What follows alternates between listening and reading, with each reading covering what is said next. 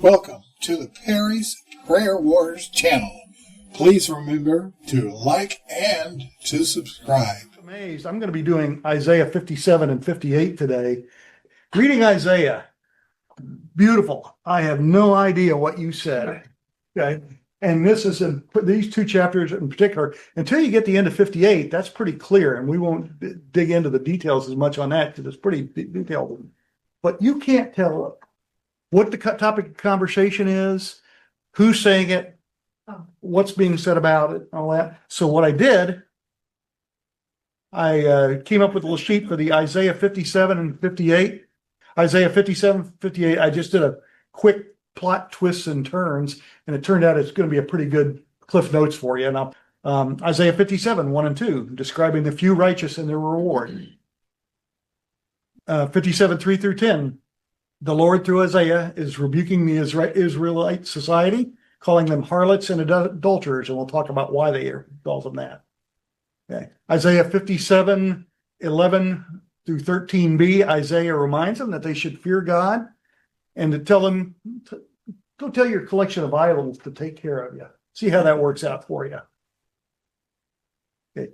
So they're back to idolatry. 13b to 19, God says his anger is not eternal, even though he is, and he's going to offer a chance for restoration, which is what happens in Micah 8 there, and peace for those who fear his plan and obey.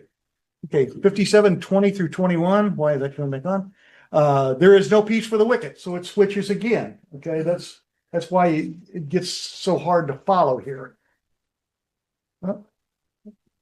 58, 1 through 5. Isaiah tells them exactly what their transgressions are, and we'll enumerate those. You've heard what they were in Micah. It's pretty much similar. Isaiah 58, 6 through 7. This is what you got to do to restore yourself. And hopefully this will help you with it. Isaiah 58, 10, 8 through 10a, repent as a nation and God will heal the nation. And then lastly, 58, 10b through 14, a picture of what God desires for the nation. And 8 through 14, it's kind of mixed in, so I just delineated it as best I could. Okay, like I said, I don't want you to dwell on this sheet, but if you get lost where we are, who's talking, you can refer to this. Okay. Isaiah 57, 1. Somebody want to read that, please? The righteous perish, and no one takes it to heart. The devout are taken away, and no one understands that the righteous are taken away to be spared from evil. Mm-hmm. This verse, when you first read it, you don't understand what it's saying to you. Anybody got any idea who they're talking about? They're talking about the righteous people in Israel. Thing is, they're getting to be an ever dwindling supply of righteous people in Israel. Okay. All men are even the righteous and merciful, and I put humanity on there. I know we're past the 60s, but I mean men and women, so, righteous and merciful are taken away, and no one seems to notice. They say no one takes it to heart. Nobody cares that these righteous people are going away. They don't. It's kind of like our society today. We don't miss it when a righteous person goes. Well, we do because we're Christians and we look for righteous people. But when a pastor that's done some good passes away, we really miss him. But the world generally doesn't. Okay. Something significant is happening in Israel at this time. The righteous are disappearing from society, and the faithful are being gathered to their ancestors. So the number of righteous people who can influence people is going down. Okay. The society doesn't need any more bad leaders. They got plenty of those, as we'll see. But yet it's the righteous that are disappearing. We could use more righteous people. Nobody in this society stops and thinks of what the cause of righteous people being gone is. And it's really simple. If you think about it, it's evil. Evil is overtaking the other people and they're behaving in a way that is evil. Can we see any parallels in today's society? Sure. And this is such a foreshadowing of the rapture. Yeah. What's going to happen when the Holy Spirit is taken out of the world through the church. Yeah. And it's just amazing how this just resonates through time. So two things might be happening, one or the other. Either the corrupt leadership is targeting and persecuting the righteous to death, or God is removing the righteous out of society to save them from the calamitous ending that's going to befall Israel if they don't turn around. Okay. I was also I think about that is when God wants this plan to happen, he'll make it happen through circumstances. Mhm. And sometimes he has to get rid of the righteous people so that the bad guys can do what they're going to do. So his plan stays on track. Yeah. It's terrible to think about. But Yeah. It seems like as we read through the Old Testament, God is always waiting for Israel to get right to the brink and then go, okay, go ahead and fall over the cliff. I saved you. yeah. You know, like that jerk kid that does that when you're looking over someplace that somebody comes up and grabs you and shakes you, saved your life, Yeah. It just seems like that's the way it is. He always pushes them right to the edge. And then when they're about to All this be shows destroyed, he saves them. God is Mhm. going through all this every week. We talk about how Uh-huh. the Jewish people are disobeying. He says, do this, do this, do this. And they go, okay, no. It He does. still loves them. It does seem repetitious, but it happens in our society. When times are good, we forget, and I say we collectively as humans and Americans. So, okay. Also, doesn't God do that to a certain degree to get them to try to realize that it's Him that's saving? Yeah, I think he does. And a matter of fact, he'll talk in here. I don't want to get ahead of myself. But he'll say they're doing evil, and I was so angry that I hid. God hid himself from them, and let them go ahead and fall victim to their own sin, Mhm. and he's doing it there. So all this is in verse 1. The nation of Israel has not yet learned, and they don't understand that the righteous are being taken away and spared from judgment. Okay, and that's what the verse means, and it's real hard to understand where the righteous perishes and no man shall take it to heart. We figured that out. Merciful men are taken away while no one considers. No one's even thinking about it. Israel doesn't understand this yet. The righteous is taken away from evil. He shall enter into peace. They shall rest in their beds, each one walking in his uprightness. We'll talk about that here. The main point is evil has become so rampant in their society and its end is so near that God in his mercy is removing the righteous people from it. Okay? So, the disappearance of the righteous from society should be a warning alarm that the critical stage has arrived and immediate drastic corrective action is needed. It tells us what is happening here. It tells us what's going to happen to the righteous people. He shall enter into peace, or talking about the righteous people. They shall rest in their beds, or talking about their deathbeds, and each one walking in his uprightness. Enter into peace suggests that the righteous are going to be taken away from a fragmented evil society and enter into a condition of harmony, serenity, and completeness. In other words, they're going to be in eternity. Okay. That's eventually where they will be. Okay. Rest in their beds. So they're walking in uprightness suggests a better place or a reward. It's a better place of reward. The picture here is corrupt leaders, and this refers to today and every age down through history, pursuing their own gain, ignoring their flock and the spiritual condition of their flock as the righteous disappear one after another. Okay. Isaiah 57, 3-4. Okay, here's a shift. You see this.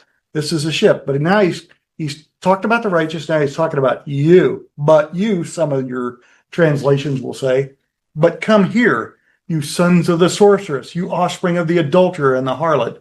Whom do you ridicule? Against whom do you make a wide mouth and stick out the tongue? Are you not children of transgression? Offspring of falsehood. And I put in rebellion there because transition and rebellion have the same Hebrew root word. Okay, so he's referred to rebellion back in earlier in I forget, it's not in 57. It's back farther, but I think I have it noted in here somewhere. So that sounds like he's coming after him pretty good, right? So who are okay, but you contrast strongly with the aforementioned rightness. So he's making a transition here and talking to somebody. You sons of the sorcerers apply to all who indulge in pagan practices. Believe it or not, Israel is back to pagan practices. Okay, we just enumerated a list of them. Adulterer and harlot probably refers to illicit fertility rituals with prostitutes, maybe, official temple prostitutes and priests. So the priests, even though they're doing their duty, they're adulterers, and the women are prostitutes, basically. This is an announcement of divine judgment against these people. Okay. In verse 4, where it says, "Whom do you ridicule? Against whom do you make a wide mouth and stick out the tongue?" This refers to people mocking righteous and people of faith. Okay. That's what's happening here. Are you not children of transgression? Are you not rebelling? Here's an important factor. God's telling them that their mother and father is no longer the faithful Sarah and Abraham. He's telling them they're a harlot, a witch, or a sorceress, and they're whatever they're doing with an adulterer. And Our Bible is saying that the adultery here is spiritual adultery or idolatry. yeah, it is spiritual adultery. I mean, it's physical too. Yeah, I think so too. Yeah, but it is spiritual adultery. Yeah. And the mother and father thought process here is, what practices do you follow? Mm-hmm. Right? Who is your mother and father when it comes to the practices that you follow? Yeah. Obviously, it's not Sarah and Abraham. Yeah. I think that was was righteousness and obeying God and those kinds of things. Yeah, I think that's a stinging rebuke when he tells them they're not the children of Sarah and Abraham again, because that's part of their great tradition. Okay, I just took a picture. This is kind of a temple prostitute with one of the priests, and they made in this when they tried to tie it to Babylon and Rome, which there's probably some imagery there that would do. But it's anyone who worships the emperor, anyone who worships Molech, anybody other than Yahweh. Okay, somebody want to read 5-10, please? Inflaming yourselves with gods under every green tree, slaying the children of the valleys under the clefts of the rocks. Among the smooth stones of the stream is your portion. They are your lot. Even to them you have poured a drink offering. You have offered a grain offering. Should I receive comfort in these? On a lofty and high mountain you have set your bed. Even there you went up to offer sacrifice. Also behind the doors and their posts you have set up your remembrance, for you have uncovered yourself to those other than me, and have gone up to them. You have enlarged your bed. You made a covenant with them. You have loved their bed where you saw their nudity. You went to the king with ointment and increased your perfumes. You sent your messages far off, and even descended into Sheol. You are wearied in the length of your way, yet you did not say, there is no hope. You have found the life of your hand. Okay. Inflaming yourself with God under every green tree is talking about fertility rites, inflaming yourself. Slaying the children in the valleys is child sacrifice. Okay. So, I mean, he's not pulling any punches here. And we'll talk a little bit about these. Under the clefts of the rocks, among the smooth stones of the stream is your portion. They are your lot. In other words, the Lord is your portion. But if you want these guys, they'll be your portion. Okay? Mm-hmm. These gods will be your portion and not me. Okay? Even to them, you apport a drink offering. Drink offerings and grain offerings and animal offerings are big in pagan worship. Okay? Should I receive comfort in these? This is the Lord saying, am I enjoying this or not? You guys are just being disobedient. On a lofty and high mountain, you have set your bed. But even there, you went up to offer sacrifice. Okay, why do they put a bed up there near heaven? Because they think that doing what you do in bed other than sleep is going to honor God. So they're confused. Also, behind the doors and their posts, you have set up your remembrance, for you have uncovered yourself to those other than me, and have gone up to them. You have enlarged your bed. In other words, you've brought in a much larger pantheon of gods other than the one. You have loved their bed, and where you saw their nudity. So, we're talking about they're setting up monuments in their house behind the doors, and possibly even moving the Shema, a little thing that they put in a mezuzah, the prayer, and they may have even hidden that behind the door so it's not to be seen. So they've set up other memorials to other gods, and they've hidden the one that's supposed to be on their doorpost. Okay, and you've just generally put yourself out there with other gods. Okay, you went to the king with ointment, and we'll talk about who the king is here in a minute, and increased your perfumes. You sent your messengers far off and even descended to Sheol. Sheol is what? Hell. Hell. Okay. Who's in hell? Demons and devils, right? Mm. We're talking necromancy. Okay. You were wearied in the length of your stay, yet you did not say there is no hope. You have found the life of your hand.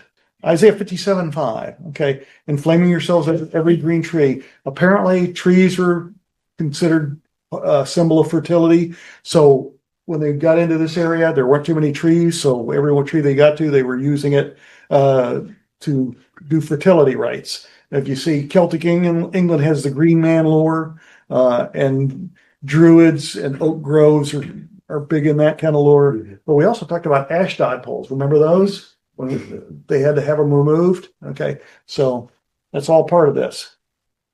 Okay. Slaying the children in the valleys. They were so far gone that they have actually started to worship Molech. Okay. And he is an Ammonite god, I believe, but they adopted. So they started sacrificing their children, major component of the Canaanite religion as they came into the country. Valleys became temples representing Sheol. Okay. I don't get that. Okay. Well, because you're going down and into the low part of the thing. Children were sacrificed to protect the parents from Sheol. Can you imagine God's anger at the Israelites sacrificing the next generation to give them protection? I mean, everybody in this room is probably shocked and dismayed and angry about abortion. This is his people doing this. Kevin, when I read verse 5 in my translation, it's NIV says, "You burn with lust among the oaks and under every spreading tree. Mhm. You sacrifice your children in the ravines." And I just think about these people, women that are yelling, "It's my body. I can do with what I want." That, yeah, they did with, and the pregnancy is the result of that. But then the sacrificing the children, you know, I did what I wanted, but I didn't want the consequence, so I'm going to sacrifice my child. And it's just, this is a perfect picture to me of today. Yeah, it's the same mentality. It's the same mentality. There's the third bullet point there, valleys become temples representing Sheol. That's the objectification of women in our day as well, where it's objective, it's sex, it's alluring, it is putting the female body as a fulfillment. And all of this, everything we're talking about here, has to do with fidelity. Do we have fidelity to God, or do we have fidelity to the world? And so that valleys became temples representing Sheol is, what God did you put first in your life? What are you chasing after? Yeah. Isaiah 57:6. Every valley becomes Sheol, where one must symbolically reconquer death. And that's what they're doing with the children. They're trying to save themselves. Every mountain becomes heaven, which one must climb and partake of food with the gods. Okay. And they're also doing other stuff up on the mountain, which I'm not trying to be too visual about. Okay. Every tree is a tree of life, which must impart fertility. Okay. God gave them this land for their use. And now they're making this creation a replacement for the creator. Okay. And that's, I think God just shaking his head at them and just doesn't understand it. Okay. God's their creator and their portion. If they worship the land, then he's going to give them the land to be their portion. Good luck with that. It's really good when you have God on your side and you don't have to worry about the whims of nature without God. Okay. So he's going to give them that as their portion and remove himself. Okay. Isaiah, as well as Ezekiel, and when I was writing this, I forgot we were going to do Ezekiel, protests this paganization of worshiping Yahweh. And that's exactly what it is. A lot of the symbology in pagan worship and Christian worship is very close. So you can see how they might have gotten confused if somebody was misleading them. Okay. So, but if they were getting on their knees and talking to God and listening to the right people, it wouldn't be this confusion. Okay. Even today, when you look at things that are satanic worship, they pervert the Christian worship. Okay. And it's not very original. It's just a perversion of the Christian rituals. Okay. Okay. He's very unhappy with his corruption of worshiping him. He doesn't like the way that he's going to talk about ritual versus actual reconciliation with God here. So on a lofty and high mountain, you have set up your bed. Even there you went up to offer sacrifice. Also behind the doors and the posts, you have set your remembrance, where you have uncovered yourself to those other than me, and you have gone up to them. You have enlarged your bed and made a covenant with them. You have logged their bed where you saw their nudity. And when he's talking about, he's just talking about now, instead of just me as your God, you're bringing in all these other gods, and you're doing things that are perverting what a man or woman does to create a family, which is God's vision. 57, 7 through 8. We're talking a little bit about ritual prostitution and the covenant with other lords. They've left their covenant with the Lord and gone, pardon the word, whoring with other gods. They're going after other gods. Okay, this is more than imagery. They place great emphasis on ritual prostitution. High places, they sacrificed, placed on their beds area. We know what they were doing up there. Okay, doors and doorposts. This is what I was talking about. The Shema that's described in Deuteronomy 6:9. And if you want to read that, you can. It's the prayer that is on every Jewish household and some Gentile households. They put them in the little mezuzah on the side of their door. You've enlarged your bed and made a covenant with them. You went to the king with ointment and increased your perfumes. You sent your messengers far off and even descended into Sheol. The king is referring to the Ammonite god Molech. Okay, and Sheol refers to the underworld god, which is necromancy. Everybody know that word, necromancy? Okay, devil or demon worship, basically. Summoning the dead, basically. It's necromancy is devil worship, demon worship, summoning the dead. But anyway, I wanted to bring this up again. I know most of you know this about Molech, but the picture on the left kind of shows, should have got out my pointer, but it kind of shows how brutal this actually was. This is a brass statue. Got my pointer on there. You got a brass statue. The priest is laying the baby on the superheated arms of the brass statue. The guys are stoking the fire back here in the back of the statue. And the guys here are beating the drums so that the parents can't hear the screams of the baby. That's terrible. Yeah. And that's what it is. And then I gave you an updated version right there. So could we... That's why they do it this way now, because they won't hear the scream. Yeah. Yeah. You've weirded the length of your stay, yet you did not say there is no hope. You found the life of your hand, therefore you were not grieved. Okay. They've already worshipped the mountains and trees and everything. The begun to sacrifice children to Molech. They're worshiping the gods of the underworld through necromancy. They're worshiping death and pestilence. They've sent envoys. They don't have enough bad gods already. They're sending envoys out to find other gods. Okay, that's how stupid they're being. Okay, so they're opening themselves up to abuse, capture, and we'll see that happen again in domination because they turn their backs on Yahweh and they're going into these other cultures looking for other gods. Okay, so that's how all-encompassing it is. Okay, in 57, 11 through 13, God's going to begin to call his people to account. Can somebody read that, please? Whom have you so dreaded and feared that you have not been true to me, and have neither remembered me nor taken this to heart? It is not because I have long been silent that you do not fear me. I will expose your righteousness and your works, and they will not benefit you. When you cry out for help, let your collection of idols save you. The wind will carry all of them. A mere breath will blow them away. But whoever takes refuge in me will inherit the land and possess my holy mountain. Okay. But see, he's chiding them. He's telling them what they're doing. But in the last, he gives them a little bit of a breathing room there. It says, if you turn back toward me, if you put your trust in me, you'll possess the land and inherit my holy mountain. Okay. Unfaithfulness is expressed here in three ways. They lied, not so much telling a single lie, but having the nature of being a liar. And then I put in there a Proverbs 36, do not add to his words, lest he rebuke you and you be found a liar. Second reason, they do not remember me. Persons who forget God are persons who have broken the covenant betraying the trust of the covenant partner, which is God. Okay. They did not take it to heart. This is a recurrent of the death of the righteous in 57:1. Remember, we talked about the righteous and how they died. Okay. It occurs due to lack of attention or apathy. You guys remember what Richard Covington said about apathy and how it affects your church life and your faith life?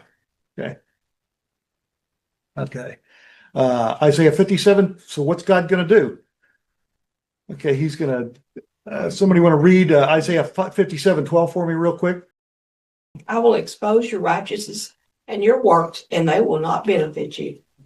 He'll no longer keep silent. There will be a judgment day. And everything, our righteousness will be laid out for everybody to see. Our righteousness or lack thereof, or our perverted concept of righteousness will be laid out. Okay. Okay. And your works, they're not good. Works aren't good enough to get you into heaven. Okay. So he's going to lay this all out, and God himself will declare what we've done and what we haven't done. Okay. Isaiah 51 suggests the paganization and all that, all these rituals, incantations, child sacrifice, are going to stand against us in judgment. No kidding. I think that's a no-brainer. Okay. All our pseudo-righteousness, which is what he's talking about, and our works will be worthless. Only our righteousness will matter. And I think what he's telling them is, you don't have enough righteousness. Okay. Isaiah 57:13, all your gods are worthless, but there is hope. This is what I'm talking about in the last. But he who puts his trust in me shall possess the land and shall inherit my holy mountain. Okay. So no matter how many gods man invents, they're no match for God, the one true God, Yahweh. When it comes time, he'll wipe them out with a breath. Okay. It's never too late. God will always give you a chance to repent. That's going to someday end, as we know from our study of the Bible. But those that abandon the false gods as a means to conquer the world will find that they will inherit the world through the Father. And one of the lines that I liked was, Jesus said, blessed are the meek, for they shall inherit the earth. In Matthew 5:5. Who are the meek? They're those who surrender their power and attempts to get the world to serve them. Okay. They just put their faith in God. Okay. They've admitted they're not God, which there's some of that going on here, and throwing themselves solely under the protection of God. So there is hope. Okay. Stumbling blocks. This was a little confusing in verse 14. And one shall say, heap it up, prepare the way, take the stumbling block out of the way of my people. In Isaiah 8:14, God refers to himself as a stumbling block to those who insist on leaving him out of their lives. They insist on leaving him out, so every time they run into him, he'll be a stumbling block to them. It won't make them realize he's God, but it'll just cause them problems, okay? So they're going to continue to stubbornly try to make their way through life without God, so he will be a stumbling block. However, when it's mentioned here in 14, let me go back. He's talking about removing anything that prevents people from coming to him. Okay, so it's a totally different concept. So he's starting to pave a way back to himself. The purpose of a stumbling block from God, if you think about what happens after you stumble, your focus becomes hyper-focused on why did I stumble? Yeah. And I think what he's saying is, if you can't see me in that, and you turn another way, that's the hardening of the heart you're talking about. Mm-hmm. But that he's trying to bring their focus back to him. Yeah. And if you think about it, that's what's happening. All these other gods are stumbling blocks. They're turning toward them instead of turning toward God, and they become stumbling blocks. Okay. Just like, I forget where it is, but it says that the punishment for sin is to be given over to that sin. And that's kind of what's happening with these people. Okay. Corinthians gave them over to a depraved mind. Yeah. Okay. Now, Isaiah 57:15, one of the commentators call this one of the finest one-sentence summations of biblical theology in the Bible. Somebody want to read that real quick? For this is what the high and exalted one says, he who lives forever, whose name is holy. I live in a high and holy place, but also with the one who is contrite and lowly in spirit, to revive the spirit of the lowly and to revive the heart of the contrite. In a nutshell. That's a pretty good synopsis of the gospel there. That's what God dwells in a high and holy place in eternity.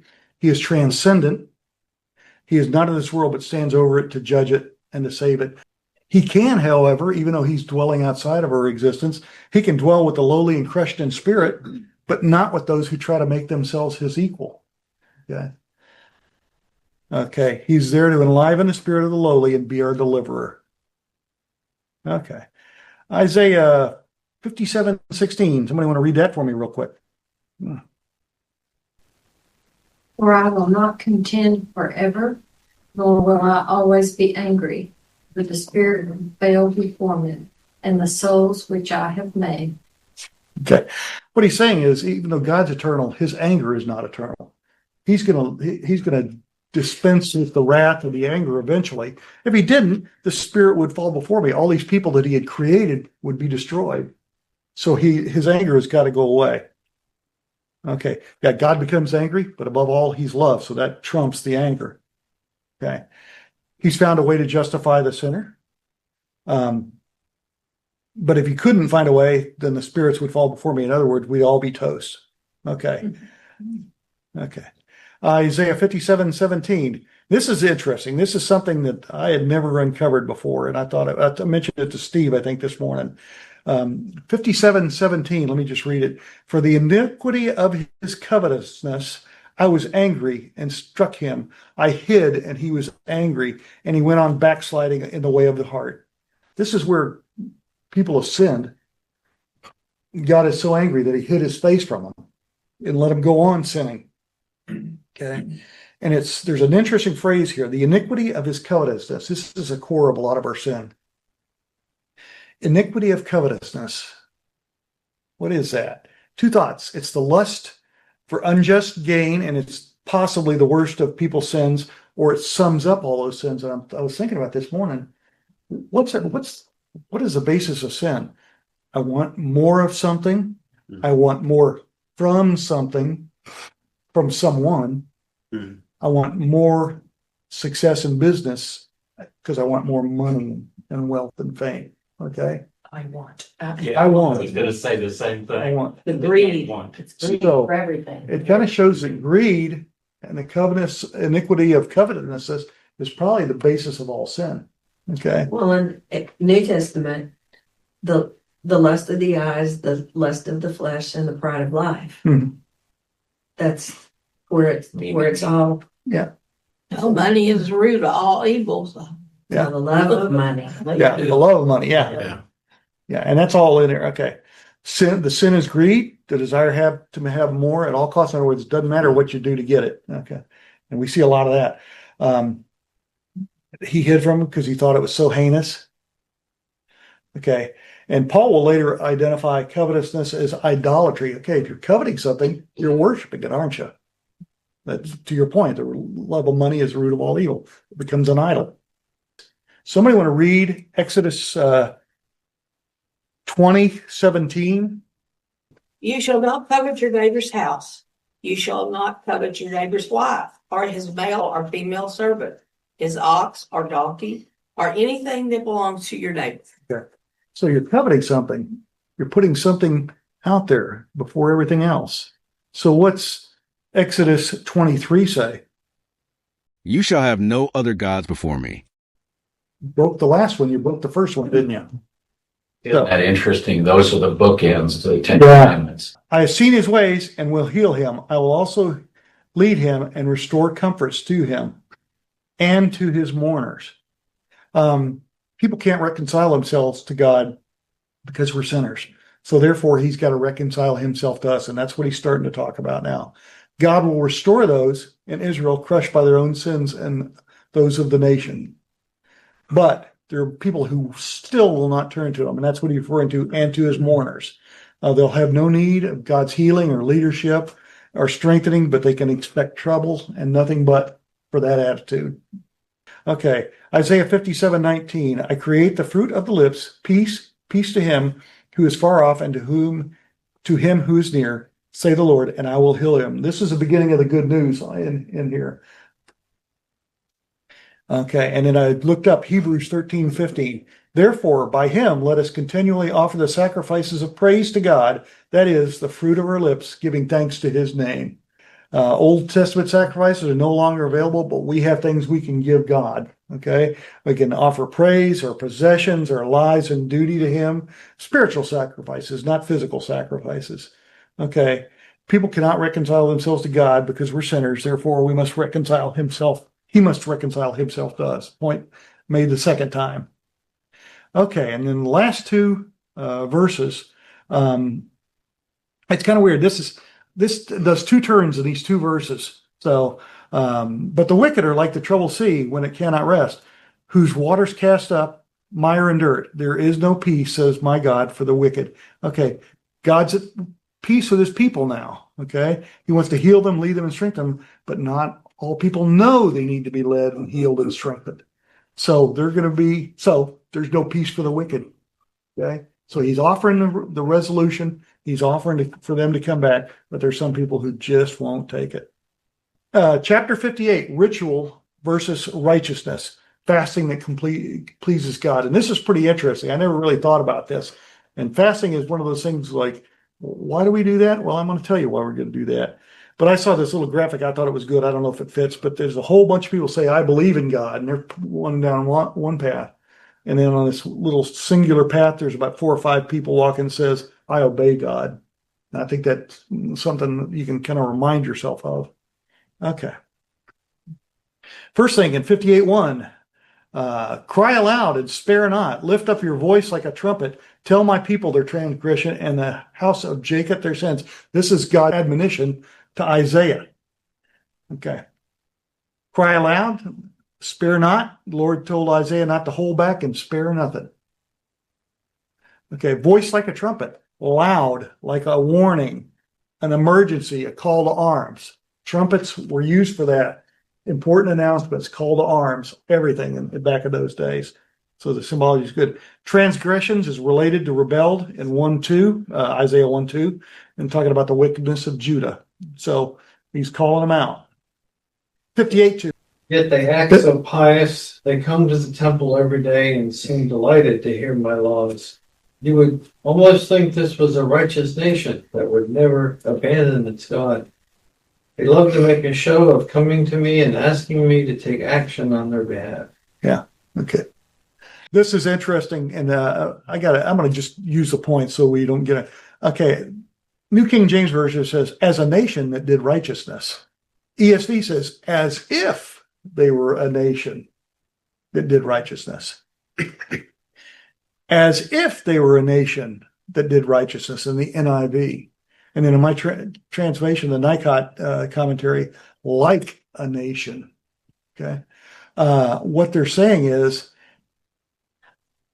they seek me daily. Yeah, they do a mockery of that, and they delight to know my ways. And they act like a nation that did righteousness. But they're not a nation that did righteousness. They're a mockery. They're doing ritual worship. And they do not forsake the ordinance of their God. They're going through all the motions. They ask me the ordinances of justice, and they take delight in approaching God. They take delight in the ritualization of worship. Okay. Okay, they loved observing the rituals and the ordinances, but there were contradictions in their behavior. Okay. Here's an example. Later on, the Pharisees would pay tithes on every spice in their cupboard, but had no qualms about throwing a widow into the street for not paying her debts. Okay. That's what we mean. They're following the rituals and the laws, but they're not practicing faith and understanding what God wants from them.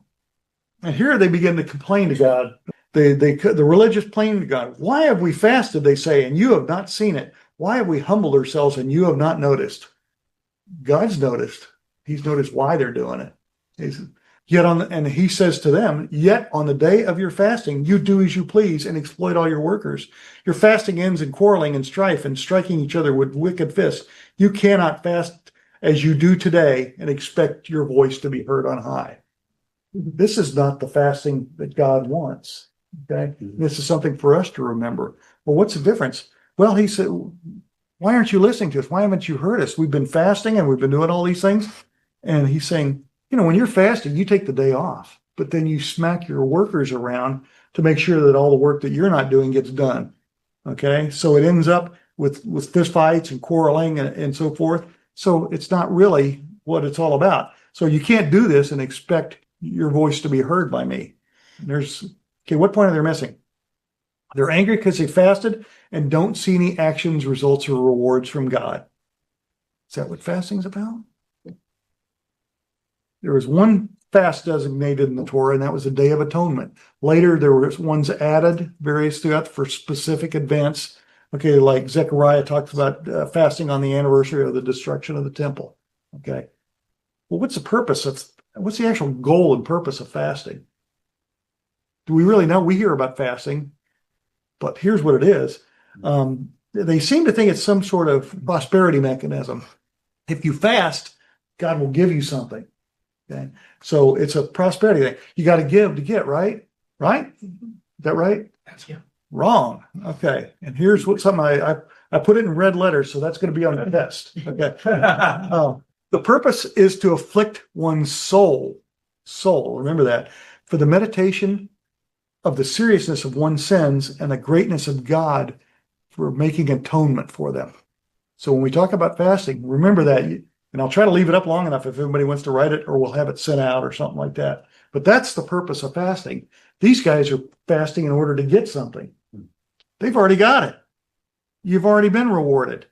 You're simply told to think about the fact that God's so great that he has already provided forgiveness of sin, even when you keep doing sinful things. Okay, so part 2, what point are they missing? Isaiah is revealing the Lord's diagnosis that people's religious behavior is self-serving. Fasting and the ensuing repentance that should occur is an expression of conviction that my ways are wrong, or your ways are wrong, and God's ways are right, whether he gives us anything or not. You're afflicting your bodies. You're going without food for a day. Big deal. If you're not thinking about what you did wrong and how I forgive you for it, they're not afflicting their souls. Okay, that's the kind of fast he wants. Mm-hmm. Okay, this is covetous, greedy behavior. I'm fasting to get something that you've already got. Okay. At the same time, he tells them they pray one way and act toward their laborers another. They may take the day off to fast and meditate, but they make sure the employees don't slack off, and sometimes ending in arguments and fistfights. Okay, so that if you're going to do that, I'm not going to hear anything. Okay, you act this way and expect God to hear you is what Isaiah acts. He doesn't want Isaiah 58:5. He doesn't want this kind of fast. And here's the Lord speaking. Is this the kind of fast I have chosen? Only a day for people to humble themselves? Only a day for you to humble yourself with all I've done for you? Is it only for bowing one's head like a reed and lying in sackcloth and ashes? Is that what you call a fast? A day acceptable to the Lord? He's calling them on it. Okay. He's speaking mockingly to them. Isaiah is mocking them. He says you're focused on your external behavior rather than the real internal change that you need to. Okay. If this is what they would offer as a fast, the Lord would rather not have any of it. Isaiah 58:6. What is God's vision of fasting? Is this the kind of fasting I have chosen? Is this to loose the chains of injustice and untie the cords of the yoke and to set the oppressed free and break every yoke? Yoke is a symbol of oppression in the Bible, right? What he's telling you is don't fast to get something. Fast, but if somebody next to you is hungry, feed them. Okay? If somebody is poor, help them. If somebody needs shelter, shelter them. If they need clothing, clothe them. Okay? If they want to deprive themselves, let them do it for the oppressed and the needy, not for their own religiosity. Is this making sense why fasting is different than what we may perceive it? Okay, God's nature is to give to himself, give of himself to those who can never repay him. Okay, well, look at all he's given us. Okay, there's no better evidence of God in a person's life than replicating this kind of behavior, giving without an expectance of return. Yokes, cords, and chains, once loose and free, we're supposed to help these people get out of these yokes, chains, and cords. What are God's followers doing with that freedom. And that's what he's saying to them. You haven't done any of this yet, but if you do it, what are you going to use that time for? Are they spreading the freedom, or are they using it to exalt themselves over others? Okay. Isaiah 58:7, is it not to share your food with the hungry and to provide the poor wanderer with shelter when you see the naked, to clothe them and to not turn away from your own flesh and blood? Pretty much states it pretty directly right there. Okay. What good is it to deny oneself food for arbitrary reasons when the guy next to you is hungry? Okay, then it's just religiosity. He goes on to tell them to feed and clothe and take care of the oppressed and needy. Isaiah is setting up the concept right now, and we're closing in on it here, of what a righteous nation can and will look like. Okay. Isaiah 58 through 10a. He's saying, repent as a nation, God will heal as a nation. Could somebody read 8 through 10a? Then your light will break forth like the dawn, and your healing will quickly appear. Then your righteousness will go before you, and the glory of the Lord will be your rear guard. Then you will call, and the Lord will answer. You will cry for help, and he will say, here am I. If you do away with the yoke of oppression, with the pointing finger and malicious talk, and if you spend yourselves in behalf of the hungry and satisfy the needs of the oppressed. Thank you. That's great. A lot. This is real easy. I don't have any details on this because it's pretty straightforward. All of a sudden, Isaiah gets clear. He's speaking clearly, and we can understand what he is. Okay. If you do these things, if you change your ways, your healing will quickly appear, and your righteousness will go before you. The Lord will be your rear guard. Remember, he's always leading an army, or he's protecting you as you're doing something. Okay.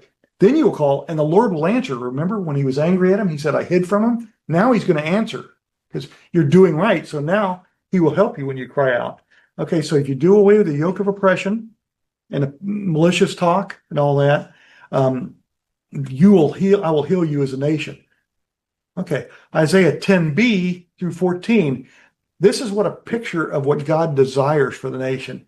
And he goes back and forth a little bit, but I think we can read it. I'm going to go ahead and read that. Then your light will rise in the darkness, and your night will become like noonday. The Lord will guide you always. So he's going to guide us, and he's going to be our rear guard. Okay. And he will guide you always. He will satisfy your needs in a sun-scorched land and strengthen your frame. You will be like a well-watered garden, like a spring whose waters never fail. Your people will rebuild the ancient ruins and will raise up an age-old foundations, and you will be called repairer of broken walls, restorer of streets with dwellings. I want to stop right here, even though I want to finish reading this. That's interesting because this is kind of referring to Jesus Christ when he says you'll be a restorer of dwellings and broken walls. Jesus Christ restored the house of David, didn't he? Okay, that's what he's kind of referencing. If you do these things, you will restore not only your houses and buildings, you'll restore your bloodlines and your families. Okay, if you keep your feet from breaking the Sabbath and from doing as you please on my holy day, if you call the Sabbath a delight and the Lord's holy day honorable, and if you honor it by not going to your own way and not doing as you please or speaking idle words, then you will find your joy in the Lord, and I will cause you to ride in triumph on the heights of the land and to feast on the inheritance of your father Jacob. For the mouth of the Lord has spoken. That means it's signed, sealed, and delivered if you do these things. Yeah. So don't you think the Sabbath has now become just a regular old day? Yep. It's soccer day. To most people. Yeah. Okay, takeaways. I think you guys can pull most of these out by yourself, but I got a few here. Fasting to get a reward from God is folly. Fasting should remind us we've already been rewarded. Okay. Religious ritual should never take the place of serving others, whether it be spiritual or physical needs. Okay. If you fall away from God, he always has a plan to restore you. He is always reaching out. You just have to turn toward him. This goes for individuals as well as nations. Okay. Stop looking for what God can do for you and start looking for what God can do through you for others. It's kind of what Pierce was talking about today. Who are you going to heal? Who are you going to reach out to? And I love this thing about the watered gardens. A person who has the light of God in their life and is strengthened, led, and refreshed by God will be as a watered garden.